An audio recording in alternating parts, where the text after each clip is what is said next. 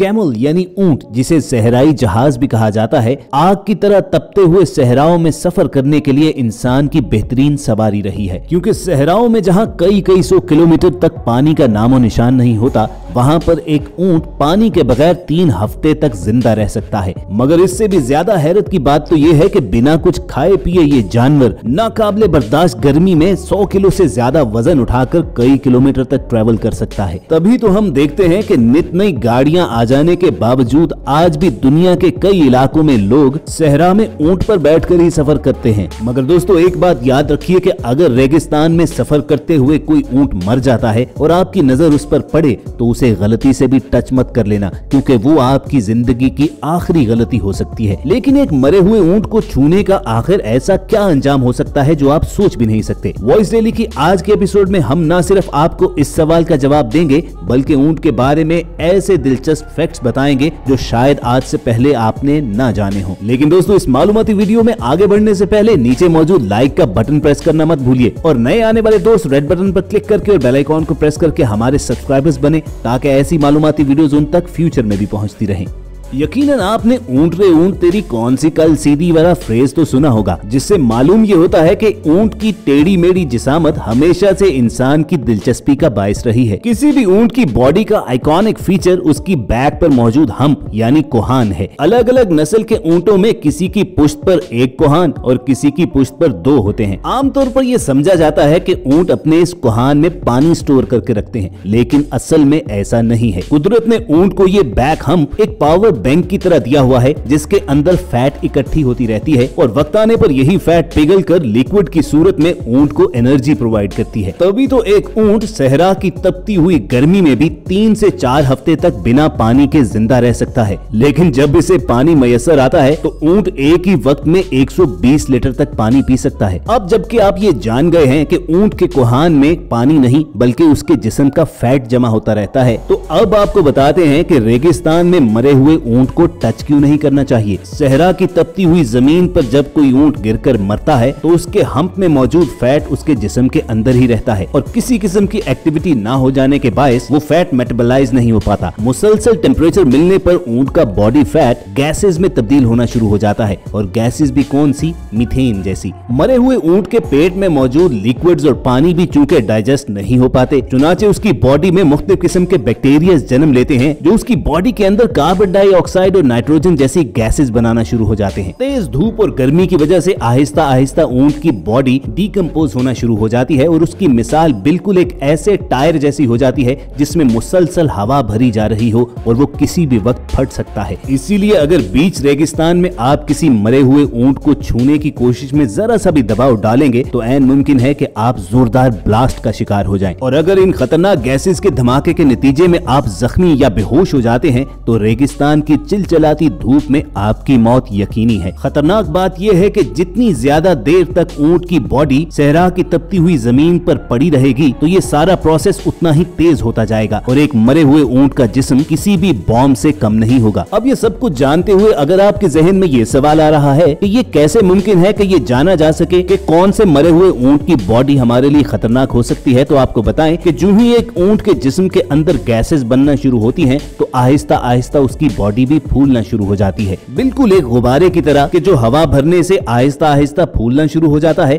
और एक वक्त आने पर हल्के से टच से वो फट जाता है। मगर एक मरे हुए ऊंट की बॉडी फटने से होने वाला धमाका कोई छोटा धमाका नहीं होता, इसीलिए एक कैमल की डेड बॉडी से जितना भी दूर रहे उतना ही बेहतर है। अगरचे आपने सोशल मीडिया पर ऐसी बहुत सी हस्तियां देखी होंगी कि जो ये क्लेम करते हैं कि सहरा में सरवाइव करने के लिए उन्होंने एक मरे हुए ऊंट की बॉडी काट कर उसके कोहान का फैट खाया है, लेकिन हम पूरी जिम्मेदारी से आपको बता सकते हैं कि ये महज एक शोबदेबाजी के कुछ नहीं है और रियल लाइफ में ऐसा करने से आपको हत्तुल विसा गुरेज करना चाहिए, क्योंकि मरे हुए ऊंट की ये चर्बी आपके लिए सांप के जहर से भी ज्यादा खतरनाक हो सकती है। जी हाँ, वो सांप जिसे ऊंट अपनी जिंदगी में कच्चा ही खा जाता है और फिर भी जिंदा रहता है। लेकिन दोस्तों, ऊंट जैसी नादिर मखलूक की सिर्फ यही बात हैरान कुन नहीं है। चलिए आपको उसके बारे में कुछ ऐसे फैक्ट्स बताते हैं जो यकीनन आप पहली मर्तबा सुनो और देखोगे। 20 से 40 साल की उम्र तक जिंदा रहने वाला एक ऊंट अमूमन 7 फुट लंबा और 680 किलोग्राम वजनी हो सकता है। क्योंकि ये जानवर रेगिस्तान जैसे शदीद मौसमी हालात ही में जिंदा रहने के लिए पैदा हुआ है। और आप तो जानते हो कि सहराओं में सख्त किस्म के सैंडस्टॉर्म्स भी आते हैं, लेकिन कुदरत ने ऊंट को कुछ ऐसी आंखें और कान अता किए हुए हैं कि रेत के शदीद से शदीद तूफान भी इसका कुछ नहीं बिगाड़ सकते। तो कुदरत ने एक ऊंट को 10 सेंटीमीटर तक लंबी आई लैशेज और आईब्रोज दी हैं ताकि इसकी आंखों में रेत के जर्रे न जा सके। इसके अलावा इसकी आंखों पर एक पतला सा गिलाफ भी आ जाता है, यानी कुदरती ट्रांसपेरेंट सन ग्लासेस, जिसकी मदद से ये देख भी सकता है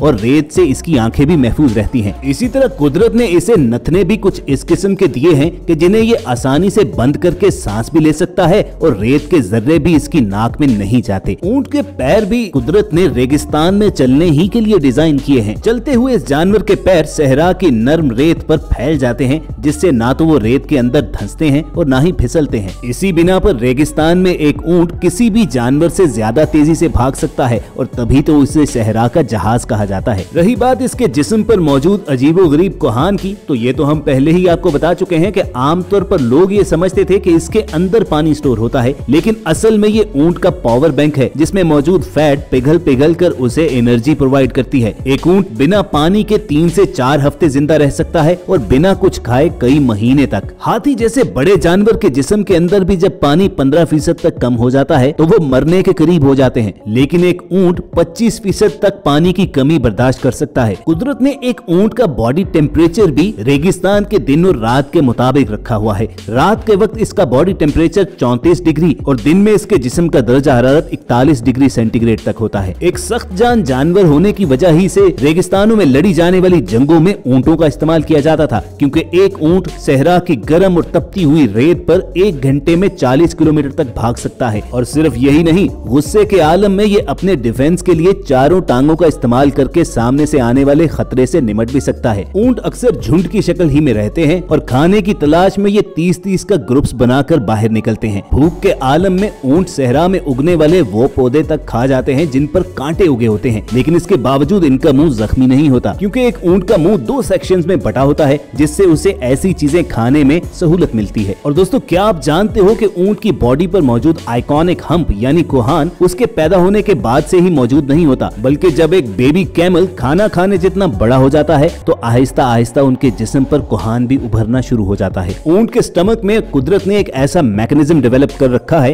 कि ये गाय की तरह वापस खुराक अपने मुंह में लाकर उसकी जुगाली कर सकते हैं। वैसे तो ऊंट एक सब्जीखोर जानवर है, ये सिर्फ चारा और घास वगैरह ही खाते हैं, लेकिन एक खास हालत में स्पेशली इसे रेगिस्तान का सांप जिंदा खिलाया जाता है। और इस जानवर की सख्त जानी मुलाहिजा कीजिए कि जहरीला सांप खाने के बावजूद ये जिंदा रहता है। बहरहाल दोस्तों, अगर हम ऊंट के बारे में फैक्ट्स बताने शुरू हो जाएं तो शायद हमारी जिंदगी खत्म हो जाए, लेकिन फिर भी कुदरत के इस शाहकार को हम सही तरीके से जान नहीं पाएंगे। तो बेहतर है कि अपनी वॉइस डेली की आज के एपिसोड का यहीं पर इख्तिताम करते हैं। और अगर आपको टीम वॉइस डेली की ये मेहनत पसंद आई हो तो इस वीडियो को लाइक करके दूसरों के साथ शेयर भी कीजिएगा, और ऐसी ही इंटरेस्टिंग वीडियोस फ्यूचर में हासिल करने के लिए रेड बटन पर क्लिक करके हमारे सब्सक्राइबर्स भी बनिएगा। जल्द आपसे दोबारा मुलाकात होगी। देखते और सुनते रहिए वॉइस डेली।